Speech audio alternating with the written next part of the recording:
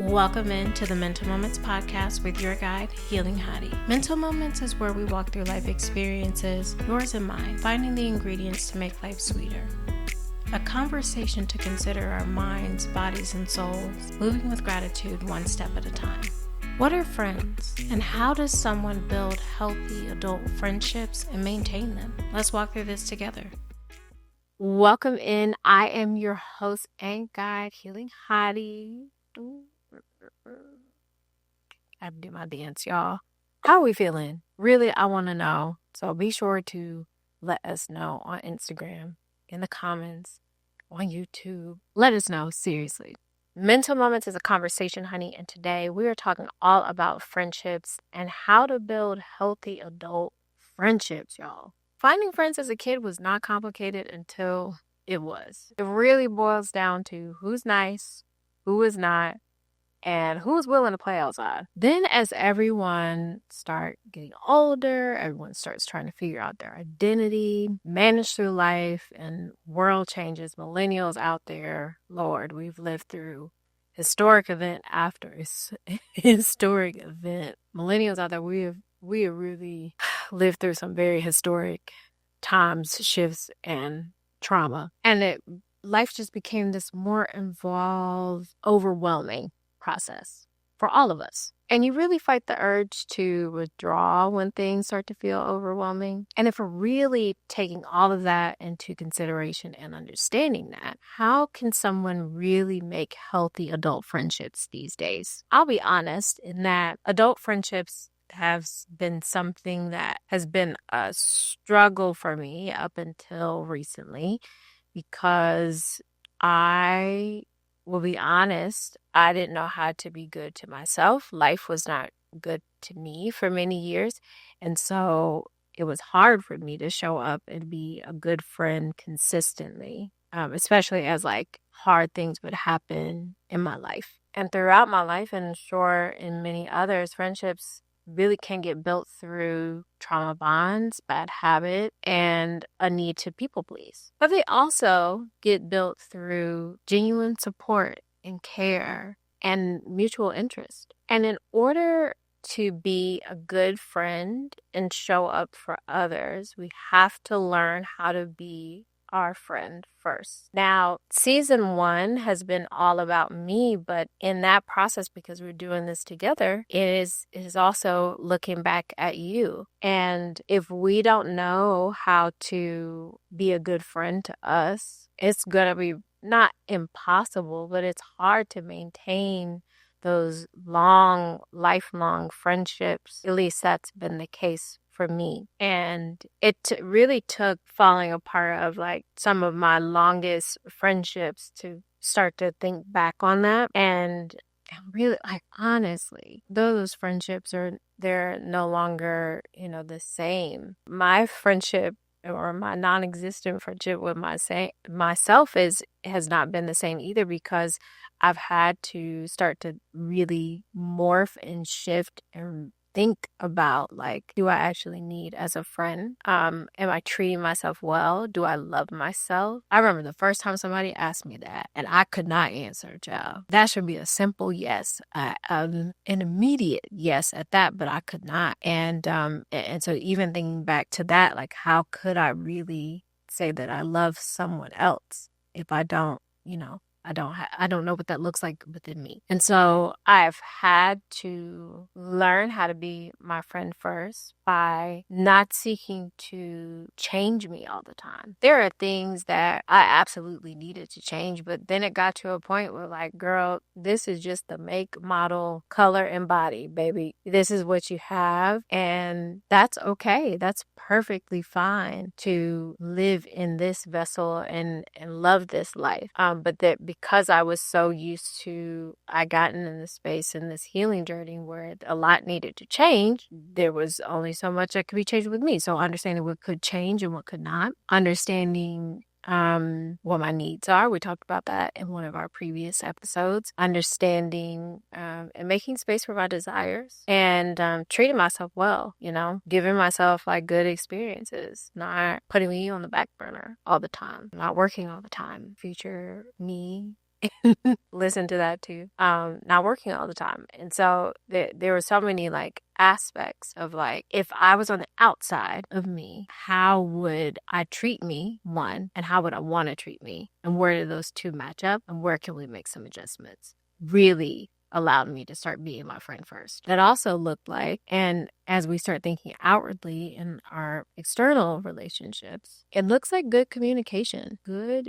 friendships, good relationships are built on good communication. And that consists of a routine of checking in. So just like we talked about our needs in a previous episode, creating that pace and process of like checking in to see where we are, see where they are, right? Just talking to understand what's going on in a friend's life. It looks like active listening, and it looks like considerate honesty. We're gonna park right there, and we're gonna dive into that, all of that, way more. So we've kind of shifted in a society where, and let me say this, I've always like been a person that did not like talk to people a whole lot. Like I'm not a person that, or I wasn't really a person that would be on the phone a whole lot or text or like see friends multiple times a week. I was not that friend. But like we talked about in the last episode, I really like my comfort zone. And so I wasn't a person that stayed in communication with people frequently. And so I got into a really bad habit of checking in with friends only when I like could sense or maybe thought something could be wrong. And in good, healthy friendships, we should be checking in, whether you check in like every few months or so, but checking in on them whether you think something is wrong or not, especially when something's wrong, but especially when it's just a good day to like see how they are and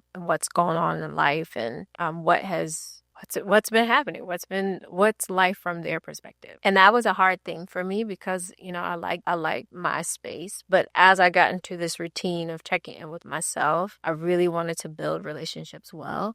And so just for like a tangible thing, like a goal every year, I would put, to check in with 2 friends at least twice a month and a different friend. And I had a small friend group then. It's since expanded quite a bit, and so that looks different from week to week. I would do a lot of like phone calls and a lot of text messages, but now I've shifted that even more of like in-person time. Like I don't need technology in the way kind of thing, because there's nothing like that in uninterrupted, unfiltered quality time when building relationships. So absolutely creating a space to check in on your friends often for no reason and with reason. Active listening. Ooh, that was challenging at times, and then it wasn't, because I got into a routine of checking in on friends when I thought something might be wrong. I would listen often to provide a solution. And so to that, I say you really should listen, not to give your opinion or to provide a solution all the time, but really just to hear your friend, hear what their experiences are, hear their perspective, hear them, make space for them truly. And in that listening, like ask questions, dive deeper, don't leave things at the surface level. And again, it's not to do anything about that all the time. Sometimes it is just holding space for them to release. And I don't think that we prioritize that as much as we should in any relationship, of like really just holding space for other people that we are not the priority. And I know that sounds a little strange, as much as we've talked about like looking back at ourselves and prioritizing ourselves. But in order to be good to others, we also have to create a space in our lives where they can be up higher, hold space in our priority list, or just show that what they care about, you care that they care about that thing. And that has absolutely shifted my relationships, my friendships over the past few years, for sure, just because I've learned how to just like take the back seat for a moment to make sure that they have, a space to be them. Now, and this is one, not just to friendships, but in any sort of connection, we really have to learn how to be honest in consideration. And there are some people out there who's like, I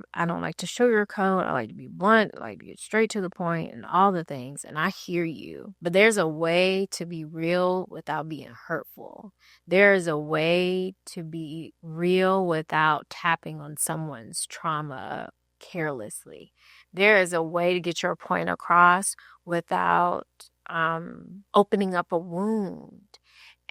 And when you really love someone, when you really care about someone, you consider like all that comes with them, all that they are experiencing. That it's not a lighthearted thing. It can't be a lighthearted thing. Having a connection with someone is a responsibility. Just like the connection with you, the connection with God is a responsibility.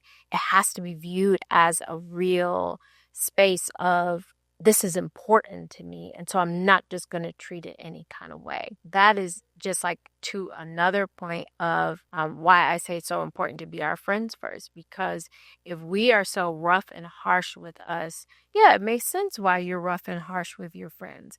And maybe that might work for some people, but that doesn't work for everybody. And I'm not suggesting that you shift and mold yourself to suit every single person and their needs in every single way that they need. That's not what I'm suggesting either. What I am suggesting is that we move in connection with a level of mindfulness at as many steps in that building of the relationship as possible. It is deeply and utterly important to focus more attention on that, and especially in the ways in which we are honest. And so sometimes it's not the time or place. Sometimes you can share, a little bit, but then really, like, if you know that they're sensitive in certain areas, or this is a sensitive topic, like, ask for permission. Do I have permission to just share my thoughts with you? Do you want to hear my thoughts?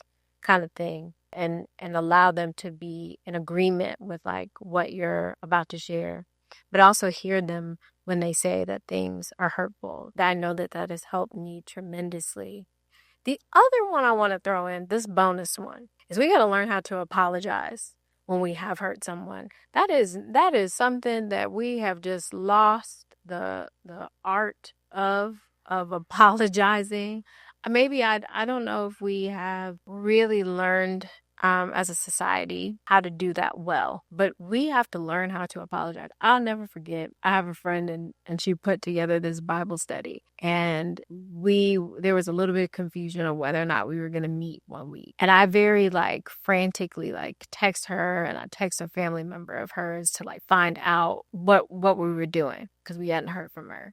And a few people I hadn't heard from her. And it really it didn't require all of that, but I did. And I could tell that it rubbed her the wrong way. And so not long after that, even though it was very uncomfortable, I was like, man, well, I meant well. I could see that it caused her discomfort. I see that it got on her nerves. And so I apologized. I was like, I'm sorry that, I made that bigger than it needed to be. It absolutely didn't have to be all of that. And these were my intentions, but I apologize. And so we were able to move forward and move past that sort of thing. But that's important too. It's not only considering in the relationships that you're building, but making amends, not letting offense or little issues turn into big ones and fester and boil over, and just hey, I acknowledge that this had a negative impact on you, and I care about you, and I don't intend to treat you anything less than what you deserve. So as we continue to think about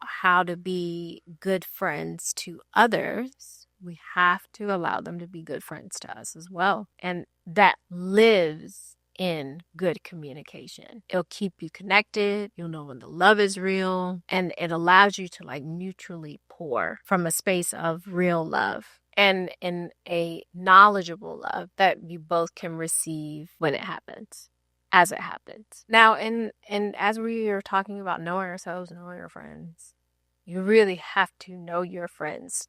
I'm very big on making sure you have the right tools for when you need it. So in friendship, you need to know who your travel friends are. You need to know who that friend is that can handle a vent session. you have to know who the shopping friends are. You just need to know your friends. If you know that they just don't have capacity for certain things, it does not make them less than, and you should respect them for their abilities. And honestly, this was another big lesson that I had to learn. My editor for the podcast, a good friend of mine, he's always been very big on like, let your friends operate in silos. Like every friend is not good for everything. And there have been many instances where I've had the friend that's good for spontaneous things, try to hold space for like the heavily emotional things. And they were like, oh, that's tough. And and I held that against them, or vice versa. And there's absolutely ways that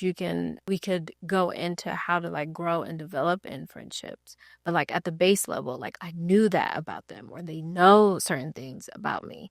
And so it's important not to like compare notes or hold them at a lesser value just because they cannot support you in certain ways. Because no one will have everything that you need. None of us, we don't even have everything that we need. And that's why at your very foundation, you have to be able to be sustained on your own, in your own life. And then anything else that anyone adds to that is just an addition. It's just overflow. It's a surplus. It's an abundance of love. And so that just is why I say start with you first. Start by being a good friend to you first. And then that allows you to build the building blocks. Know your friends deeply so that way you can be a good friend to them. Let them pour it back into you as well. And communicate in a space of not only love, but in maintenance, in sustaining, in consideration, but with the intention of like, I want this to last as long as it's able to. Know that no one is perfect. And the biggest transformation that's happened with me in terms of friendships and building better relationships is to lead with grace, and you will get so much more than you expected in return. Adult friendships don't have to be complicated. When you shift your focus to being your friend first, communicate, and act in friendships with love and knowledge, the right people will reveal themselves and stay. I love each and every one of my friends deeply. And for the first time, I can say that I know for a fact that they love me too, without a shadow of a doubt. Oh, I love y'all. I love y'all for real. If y'all are seeing this, I have so many friends, so I couldn't possibly name them all right now. But I may do something special on Instagram. I don't know how I'm feeling. I might just do this. I'm saying this now to hold myself accountable, but without a shadow of a doubt, I know that they love me. Whether we talk once a year or every other day, I'm grateful for them all. That's all I have for today. But remember, this is a conversation. So be sure to follow us on Instagram at Mental Moments and Healing Hottie so you can keep this conversation going with me. I pray what took me 12 steps takes you 3. Keep building a life you will be proud of, no matter how long it takes. Until next time.